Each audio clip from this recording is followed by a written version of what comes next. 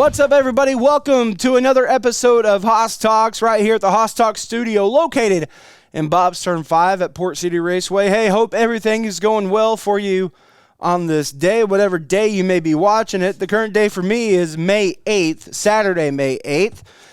And it's the final night of the 5th Annual Oil Capital Clash, 4th Annual Terry Walker Memorial.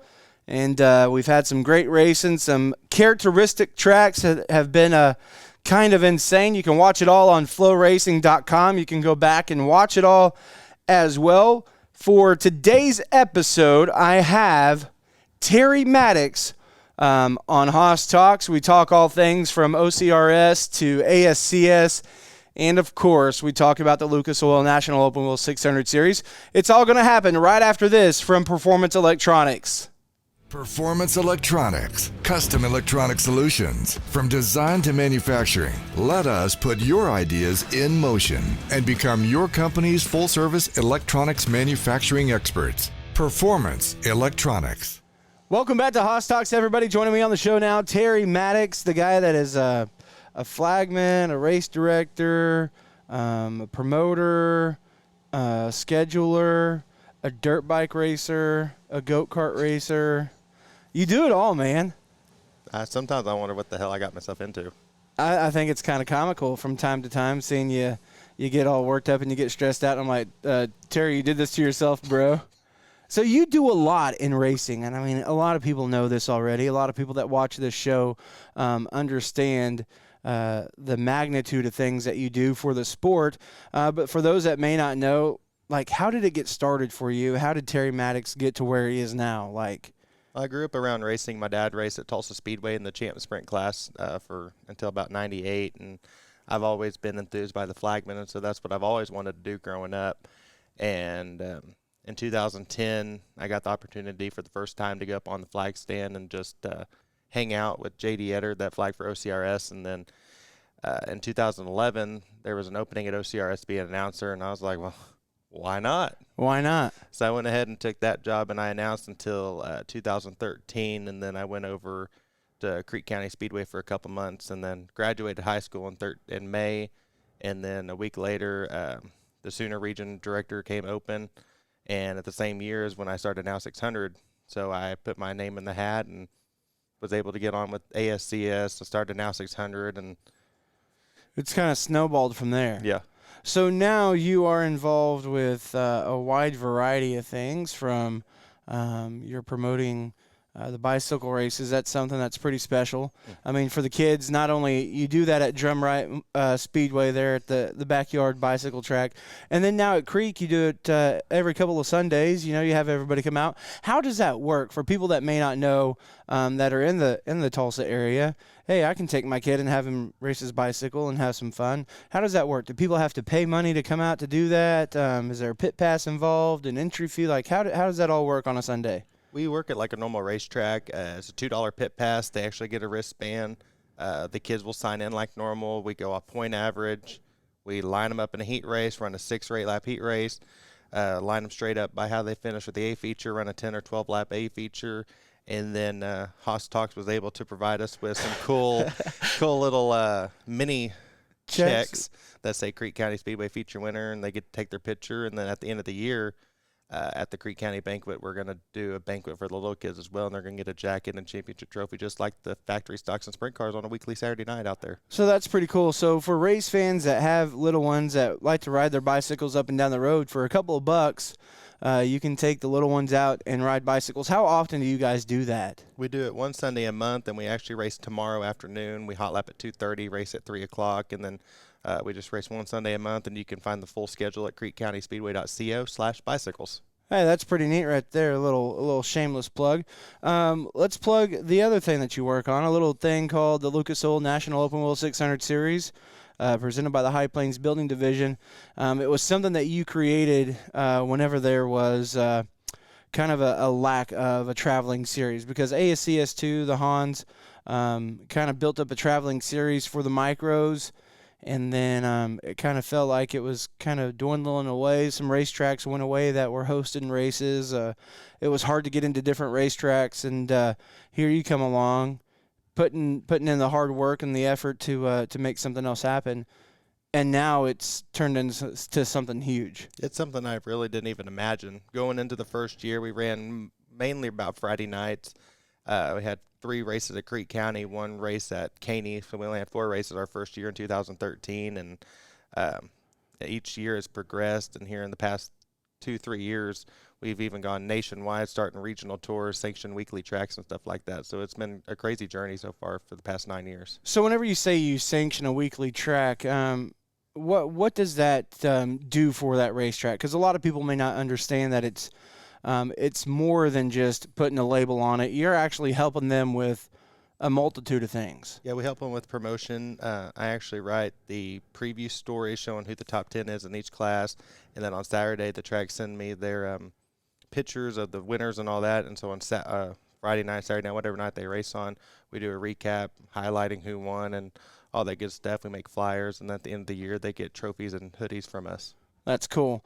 So that's the Now 600. That's the micro deal, as we just touch base on that. Now we touch base on something else that you're heavily involved in, ASCS, the American Sprint Car Series. That's the full-time gig. That's the Monday through Friday. That's the bill payer right there, so to speak. You do more than just go to Sooner Region races and be the race director and things like that. Monday through Friday, you're doing, again, I use the word multitude, just a wide variety of things. What's a regular work week like for Terrymatics? Let's say this past week, as you had races for Now 600, you have races for another series that we'll talk about here momentarily. But like, what's a work week like for Terrymatics?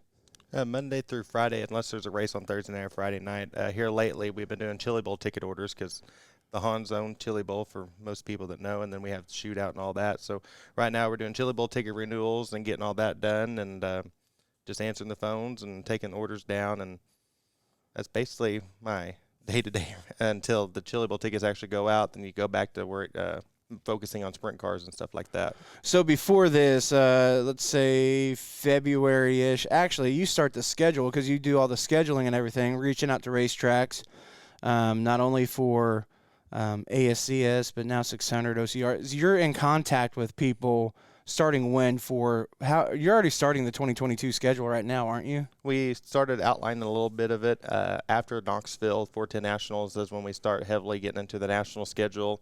And then in October, November, once all the tracks around here start settling down, that's when we start doing the Sooner Region, OCRS, Now 600. And I also still do the scheduling for the Lone Star region in Texas, the Mid-South region in Arkansas. So there's all kinds of scheduling going on even after 410 Nationals all the way until we released it in December at PRI. What's the number of events that you schedule a year overall for everything? I haven't got the whole total, but this year, before the whole COVID deal in California for the national tour, they were scheduled for 63 races. Now 600 has 32 races, OCRS has 26, and the Sooner Region has 26 also. You guys get your calculators out. Hold on. Dude, that's a lot. You said how many for Sooner or for National? 63. 63. Plus 32 for Now 600. Plus 32. 26 ASCS Sooner. Okay. 26 OCRS. Okay. And then there's about 10 Lone Star and 18 of the Mid-South. Dude, that's 175 races. That's 175 cells on an Excel sheet. That's a big Excel sheet. I like to plan things out. I've been a planner all my life. I like schedules. I like having times of when stuff needs to happen and all that. My OCD goes rampant. Well, I mean, I can see that by your bulletins that you post the week of a race of, hey, here's when we're doing this, here's when we're doing that. And it kind of simplifies everything for the racers, too, not only for track officials and workers, but also for your racers to know that, hey, at 5:30, that's whenever I'm going to go draw. At 6:45, that's whenever I got to be to the driver's meeting. So ASCS Sooner Region, you take care of the race directing and everything on that. How do you juggle between, because there's a lot of times whenever dates coexist, where you get, Sooner Region and Now 600 both at once. where you can take care of it, or like a time like today, whenever OCRS is scheduled at Salina and you're scheduled to be here at Port City. How do you work all that? How does it work? What's the madness that goes into that? It's a lot. There's a lot of hoping for praying for rain at some events, but today it didn't happen. So we were able to send Angie out to Salina. She goes on the road with me all year long. So for those that don't know, Angie Battles, I mean, you guys must have been living under a rock, because she is like Maggie. Yeah, Oprah, whatever you want to call her. She is the lips of the operation, right? That ain't no joke. So Angie is the chief scorer. No, all joking aside, she does a fantastic job. Her hand never quits. That's all I hear every week. Yeah, we hear it all the time. An overall hard worker, and she's like dedicated to the sport in general, and dedicated to whenever she says I'm going to do it, she does it. We wish the best of luck. At the current time right now, it's 2:45 on Saturday, May 8th, March. Well, where am I? May 8th. Angie's on her way to Salina right now. She's going to hear this probably next week. But Angie, we hope everything has went smoothly or goes smoothly. And if not, it's still going to be my fault. Yeah, and and that you're still working for Terry at the end of the weekend. So that brings us to OCRS. You've gotten involved kind of in a bigger way than just a guy that's helping schedule, or just a guy that's doing the race directing job, quote unquote. Tell us a little bit about your involvement with the IMCA Race Saver 305 Oil Capital Racing Series, presented by Ameriflex Hose and Accessories.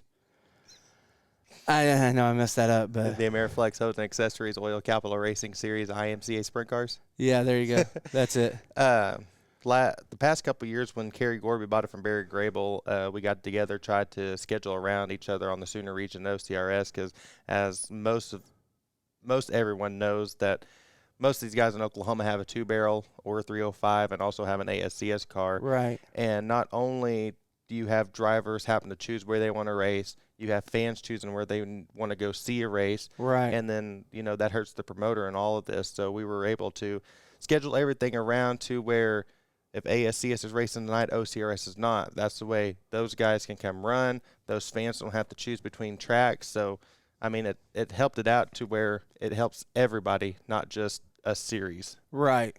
And then there's also some cross promotion now, to where you're like, hey, if you go do this with OCRS and you come over here and you do this with ASCS Sooner Region, hey, there's going to be a little bonus in it for it. So you've done this for, I want to say, since for as long as I've known you. You always have some type of an incentive to give back to the racer. And a lot of people see it, a lot of people recognize it, but what about why? Why do you do that? You see a lot of folks are just, oh yeah, they'll be here, I don't care. I just love the sport, and I want to see it grow, and that's why I got involved with basically everything open wheel in Oklahoma, just because I want to see it grow, and when I have kids, I want them to be able to see sprint car racing, see micro racing. I just love the sport. Right. So just for the love of the sport, you're always giving out tires, or you're figuring out some way of, doing different things. I want to talk about the last thing that I want to talk about before we just open it up to just kind of shooting the breeze. You're promoting a pretty special event coming up this year. And this weekend is in the same kind of part of it, really. It's kind of weird that it comes full circle now, and it comes full circle way too soon. But nonetheless, this weekend, 3 days. Tonight's the final night. Again, it's May 8th, the final night of it's the 5th annual Oil Capital Clash, 4th annual Terry Walker Memorial. You were really close, and still are really close with the Walker family. And you're doing this micro race, putting on this event. It's not just a race, and it's an event. It feels, and you feel that whenever you walk around, like on Thursday, whenever you come in, and there's so many motorhomes already here. There's guys pulling in Wednesday. Mm-hmm. It feels like an event where it's like a nationals type deal. But the Terry Walker Memorial is in honor of a guy that was a big part of your life, that you were around a lot. Terry Walker was a racer, just an all-out great guy. All the stories that I've heard about him, I mean, I feel like I missed out because I didn't get to meet him and get to know him, you know. But the race that you have coming up later on this year, it's help me with the date here. It's June. Sunday, June 6th. Sunday, June 6th. I hate talking about it because I'm going to start crying. I already feel the tears, Kevin. A good friend of yours and just an all-out, a phenomenal racer, a phenomenal guy, Mickey Walker, taken way, way too soon. But you've kind of stepped up to keep his memory. An awesome race. Okay, so here's how it works. Mickey Walker raced a lot of different race cars. He wasn't just born into a sprint car family. He was born into a racing family. And so Mickey, throughout the years, he raced restrictors. He raced A-Class. He raced two barrels. He raced ASCS Sooner cars. He raced. And so you've kind of come up with what I think is a pretty phenomenal race, offering up a good purse, but it's more so something that like really kind of focuses on Mickey, because you're racing all those classes that Mickey raced. We're going to race the American Bank of Oklahoma ASC as Sooner region, 2,222 to win, and then 402 to start. Then we're going to run the Champ/305 sprint, and it's going to pay 1,222 to win and 222 to start. We're going to run the A-Class, 502 to win, and then 52 to start. And then the restrictors will be 402 to win and 42 to start for those. So 4 open wheel classes, all 4 that Mickey raced from restrictor all the way up to the ASCS cars. And again, so the purse, if you can't catch on to the amount, Mickey Walker was number 2. I mean, that'll go down as like, a staple. The number 2 was always Mickey Walker. So the added money to the top side of the purse, even the start money, I mean, it all represents Mickey Walker. So that's going to be a big race. It's Sunday, June 6th, Creek County Speedway, a racetrack where Mickey Walker just picked up a championship last year. Yeah. So that's going to be a very, very special night. And I challenge anybody that can to go, just to be a part of something. You're going to feel something electric whenever you're there. It's going to be an event that's built up to be something. It's going to be undescribable. I mean, I can already feel it, like you said. You can feel it coming on just talking about the event, and I know I'm going to be there, and I'll do anything I can to help make it spectacular because of the fact of, just who Mickey Walker was. A great dude, a fun. Yeah, he made mistakes. We all do. But who doesn't? That's part of being a human.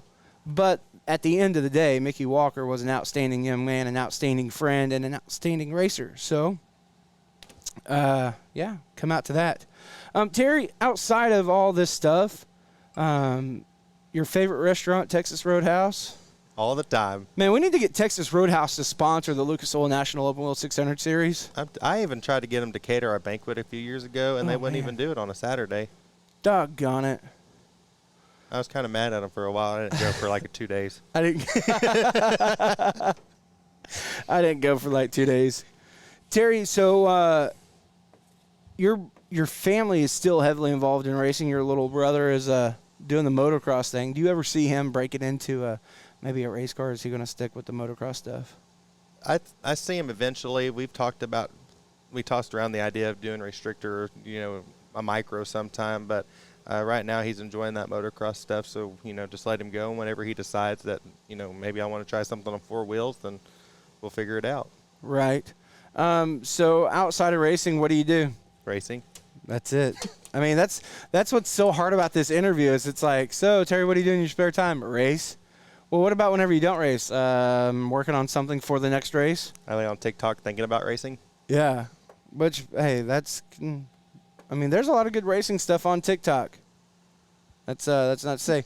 Terry, there's got to be a misconception from people from time to time, and you have to see it. People are like, why does he do this? Why does he do that? You know, people always are quick to judge and don't really get to know you or what you're doing. If you could tell people that if people didn't know who Terry Mattox was, which if you're involved in racing, you don't know who Terry Mattox is, I don't know what you're doing. Like, you must be off in freaking factory stock land or something, because even the mini mod people know who Terry Mattox is. He's got that series going too. And the dwarf cars. So I mean, if you were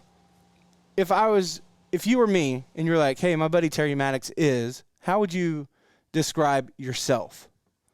And we're going to record, this is recording, so we can put this on your Tinder profile. I start out.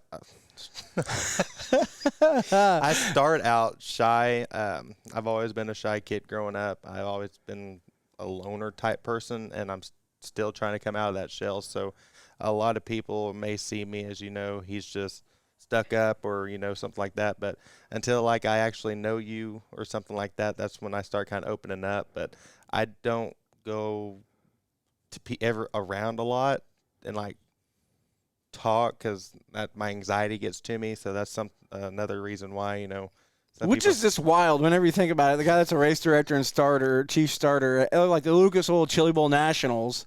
Have you seen the driver's meeting? I talk so fast. I talk with sunglasses on. Yeah. Like, that's the worst part of my job, is doing a driver's meeting, because the anxiety kicks in. Everyone's looking at you, and that's my biggest downfall, really, in this industry, is just my anxiety, and then I'm shy, and I don't venture out and talk a lot unless I have liquid encouragement from Bob's Turn 5. Which, hey, we had a little bit of that last night. So, Terry, on the road, what's your go-to snack? Cheez-Its. Cheez-Its and what to drink? I've actually been 28 days off pop. So all I've had is water and zero sugar Gatorade. So man, right now, high five to you, dude. Congratulations. Those two things. Golly. If you see the official shirts, they don't look flattering.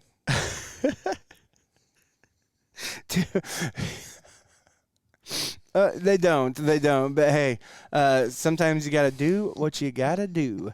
You just made me lose my train of thought.